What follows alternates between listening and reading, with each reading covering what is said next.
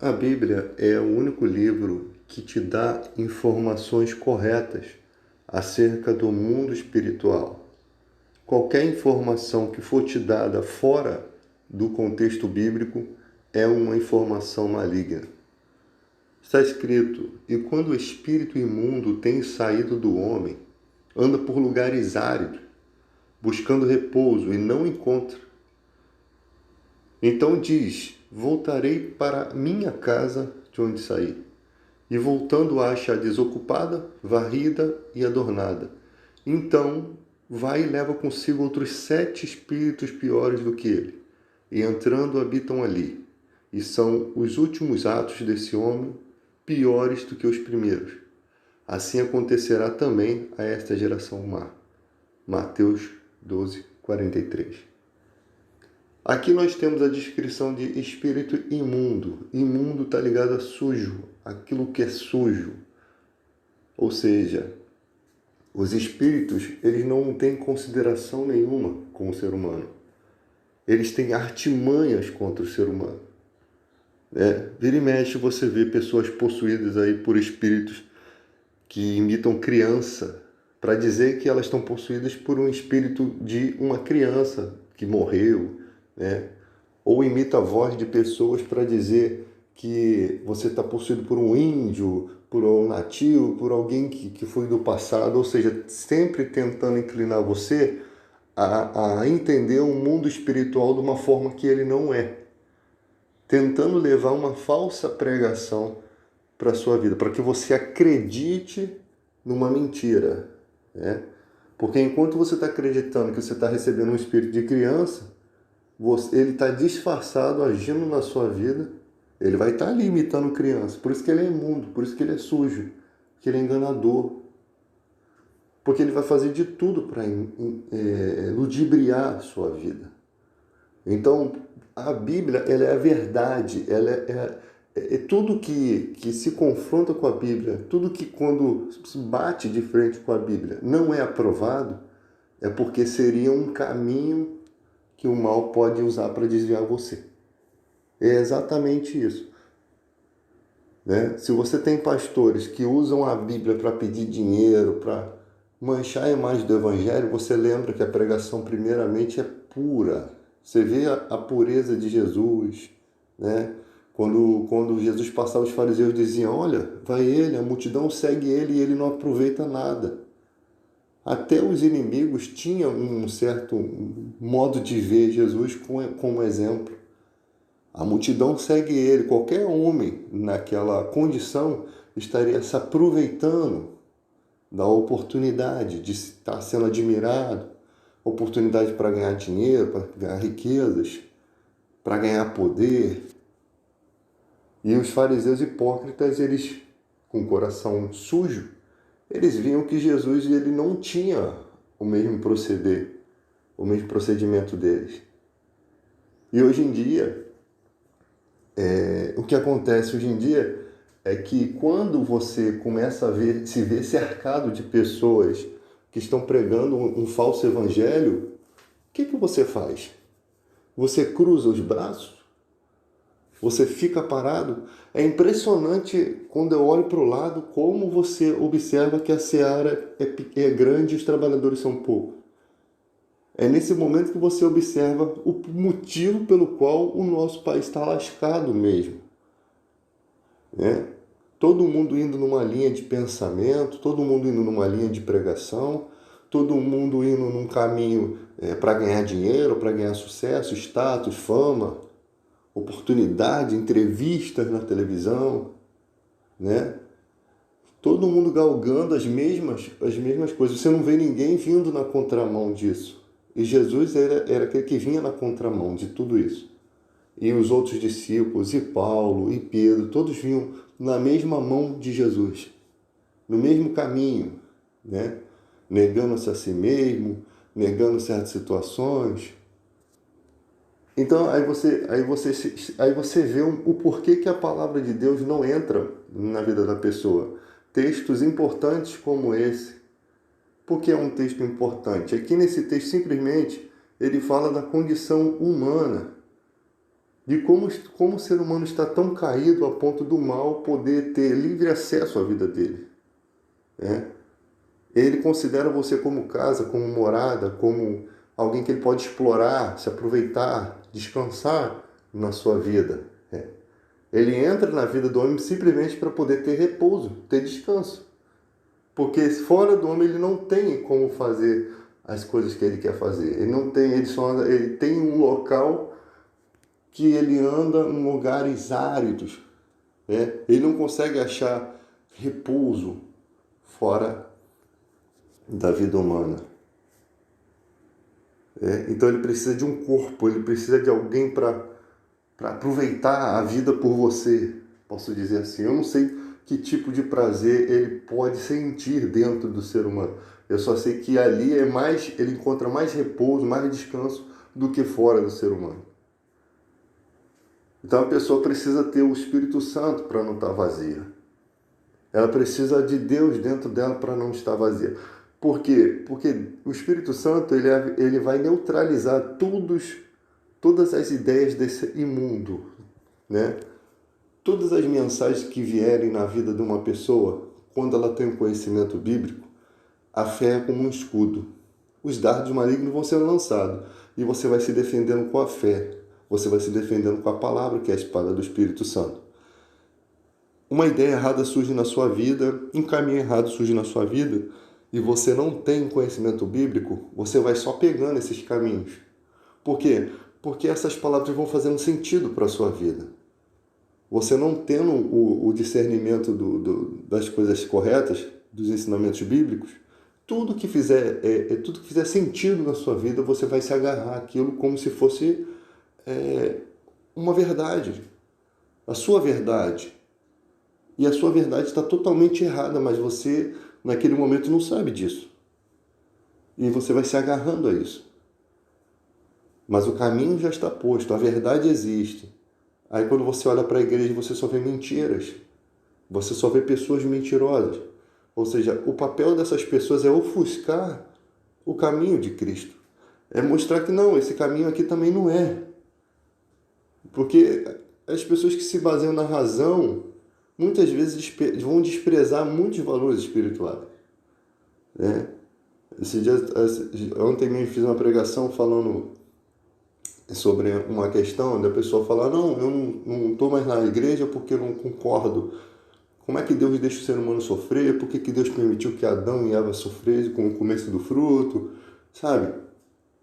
Se fosse pra gente deixar Deus por esse motivo, todo cristão já teria abandonado a Cristo, né? Todo cristão.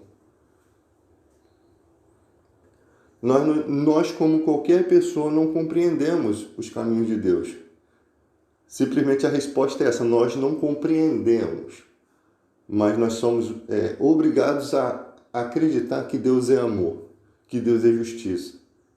Porque muitas vezes as pessoas estão culpando Deus quando na verdade tem outros culpados na história. Ou você acha que foi Deus que pegou a mão de Caim para matar Abel? Ou foi Deus que tentou não permitir que aquilo acontecesse? Né? É como se você tivesse para matar uma pessoa e um amigo viesse e falasse assim, cara, não faz isso. Não, você não está pensando direito, você não está refletindo, você está agindo por emoção, por impulso, você tem que se controlar. Aí você vai lá e mata a pessoa e a culpa é do seu amigo.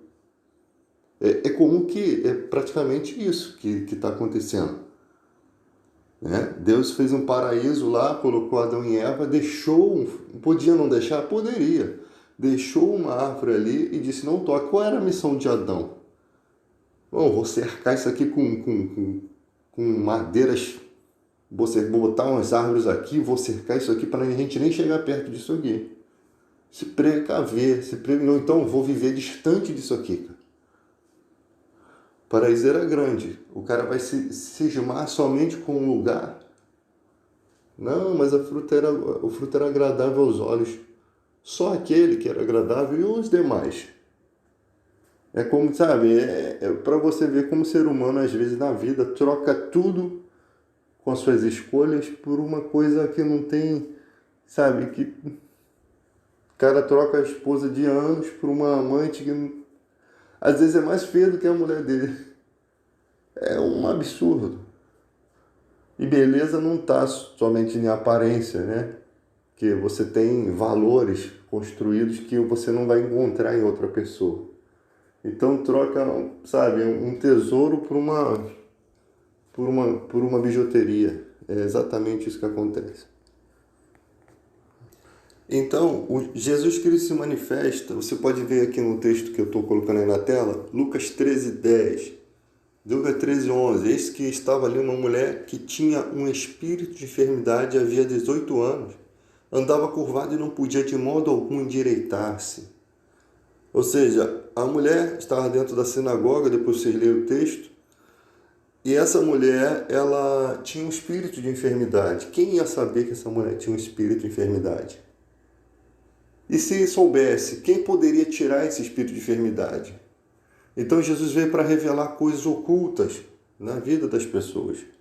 Problemas ocultos, 18 anos curvada, mesmo sendo uma serva de Deus. Jesus diz aqui no versículo 16, porque repreenderam Jesus por ter curado ela no sábado. Não convinha soltar dessa prisão no dia de sábado essa filha de Abraão, a qual há 18 anos Satanás tinha presa. 18 anos de sofrimento sem motivo algum.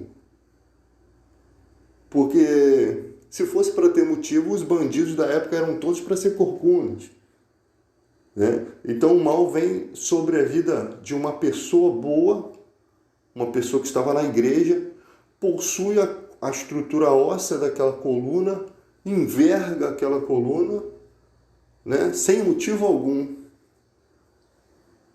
Né? Assim como o endemoniado lá, o jovenzinho, criança, desde quando sucede? Desde criança, e muitas vezes joga ele no chão, ele vai defiando, espuma, arranja os dentes, vai espumando e vai defiando.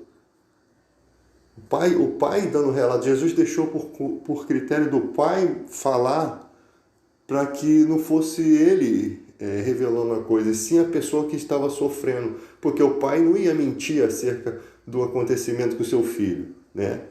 Então imagina que aquele pai não tinha sossego, não podia parar e tirar os olhos daquela criança porque ela se jogava no fogo, se jogava na água, ou seja, ela se colocava toda vez em condição de perigo, de morte, porque o demônio estava fazendo ela ter essa atitude.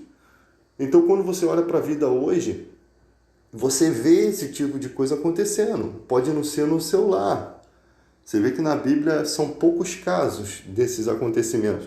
O endemoniado gadareno se cortava com pedras pontudas da sepultura, andava no meio das sepulturas nu, passeava por ali, e quem chegasse perto dele ele agredia, a ponto de as pessoas tentaram várias vezes prendê-lo com cadeias de bronze, com algemas de bronze, mas ele arrebentava, ele tinha uma força tremenda. Então esses são relatos bíblicos para servir de exemplo, né? A vida largada, a vida do cara. Quando o cara é liberto, o que acontece com esse cara? O cara de cabelo penteado, totalmente uma pessoa dócil, né? Não tinha nada daquela agressividade, né? E as pessoas viram aquilo, ficaram com medo, né? As pessoas ficaram com medo do poder de Jesus ali. Os demônios rogaram para ir para os porcos, Jesus não se importou. O importante é que aqueles demônios saíssem da vida daquele homem. E foram para os porcos e Jesus arrumou um problema naquela cidade, porque foram 2.000 porcos destruídos ali. Era um prejuízo enorme que Jesus deu naquele lugar. O evangelho às vezes dá prejuízo. Quando Paulo cura aquela mulher que adivinhava as coisas, expulsou o demônio dela, passou a não adivinhar nada. Lá no livro de Atos, se eu não me engano, 20, ela também foi um prejuízo. Paulo sofreu uma surra, tomou surra por conta daquele mal que ele fez para os cidadãos que ganhavam dinheiro fazendo nifes de prata. Então o evangelho às vezes dá um prejuízo. Ele vem para dar um prejuízo para alguns. E religiões, geralmente, elas não gostam de prejuízo, elas visam lucro, né? Muitas delas visam lucros. Logo se aproveitaram da oportunidade para fazer níveis de prata referente à deusa Diana, ou seja, a mulher profetizava aqui coisas, eles aproveitavam aquilo para dizer que aquela suposta deusa Diana, que estava incorporando nela ou inspirando ela, e eles ganhavam nível de prata. Ou seja, a religião ligada ao dinheiro, você logo percebe que tem uma coisa errada. Né? Hoje em dia é a mesma coisa, todo mundo quer fazer um santinho. Tem um santo do pau oco, o santo de barro, tem o santo de pedra. Todo quer sempre vender, quer vender vela, quer vender. É o comércio, cara. Mas Jesus Cristo era livre de tudo isso. Os discípulos simplesmente vinham, pregavam, não cobravam nada. Traziam cura, traziam libertação, por quê? Porque eram livres. Sua pregação não tinha limites. Paulo não chegava no meio dos idólatras e vinha quebrando tudo, não fazia isso. Paulo não vinha deturpando tudo que eles acreditavam, também não era desse caminho.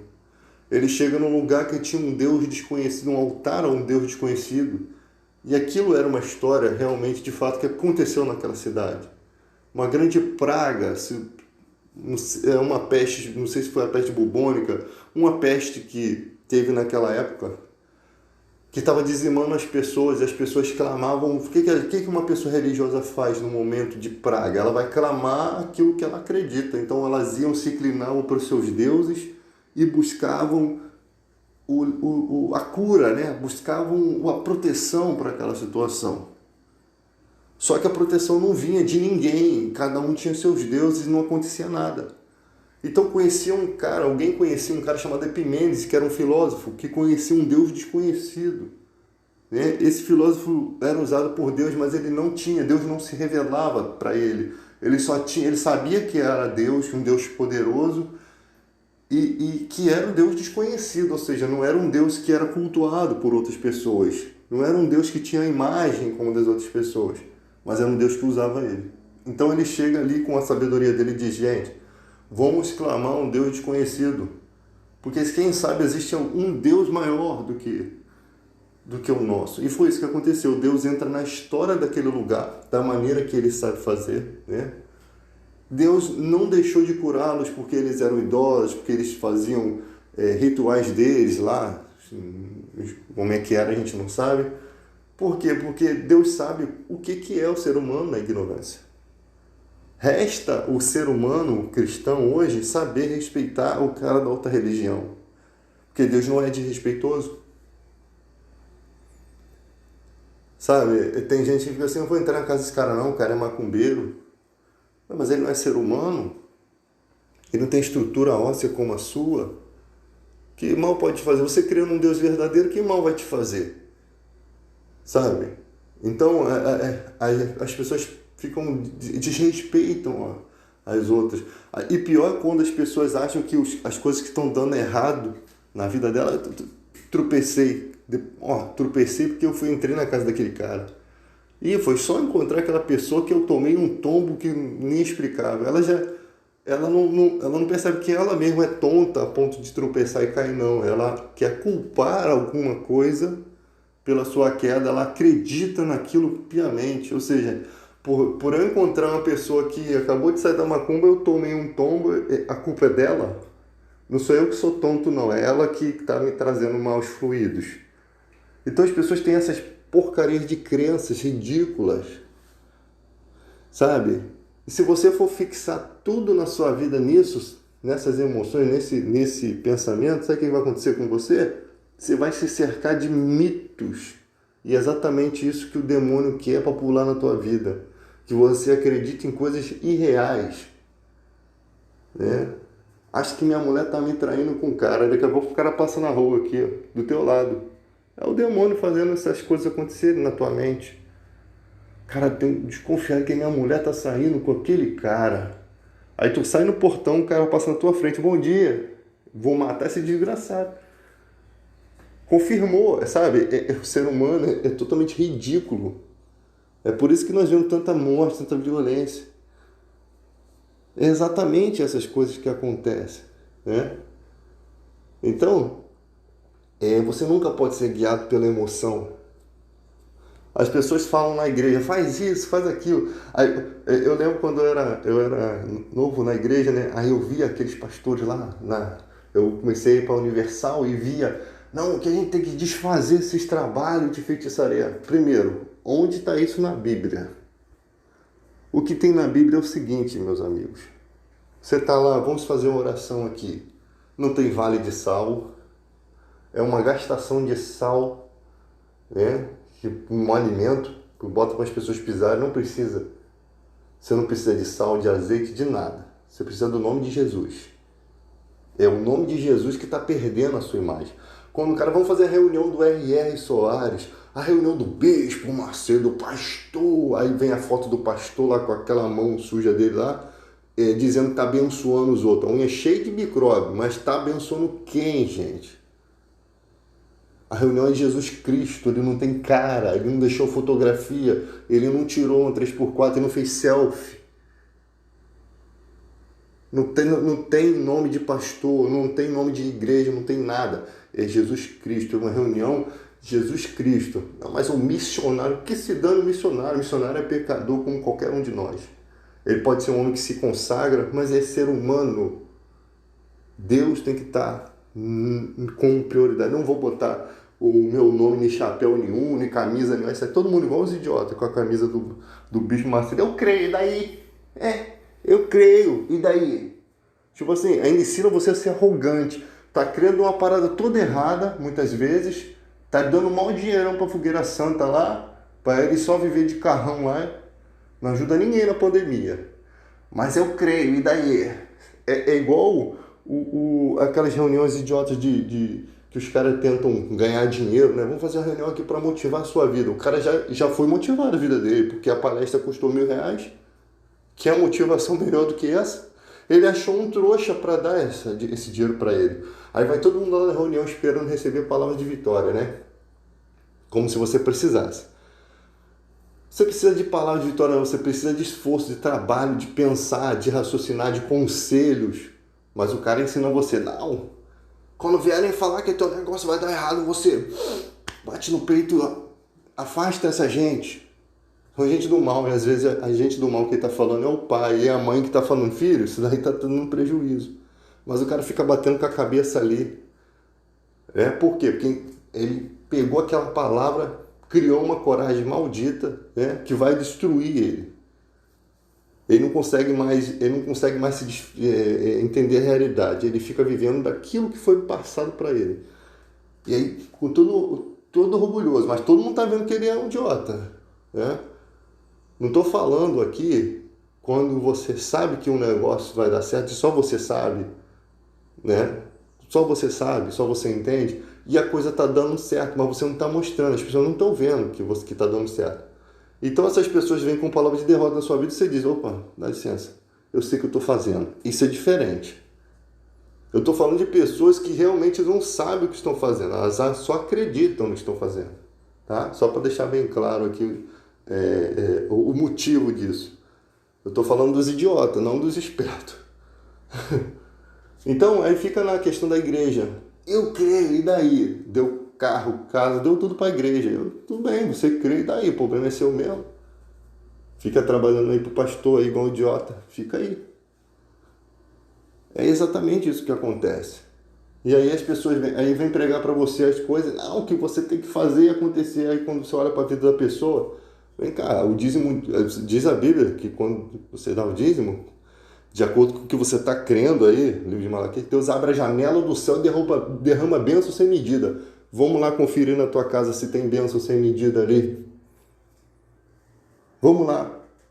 E o pior é que você vê mais derrota. Ou seja, Deus é mentiroso?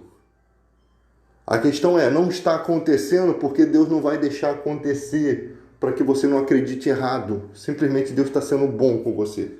Se você, toda vez que você pegar essa oferta de R$ 100 e naquele exato momento, porque Deus é rápido, ou até no final do mês, aquilo fosse como se fosse um overnight, você tivesse R$ 1.000, sabe o que ia acontecer? Você ia pegar sempre as tuas bens e ficar jogando na igreja para poder ter mais. E isso não é evangelho.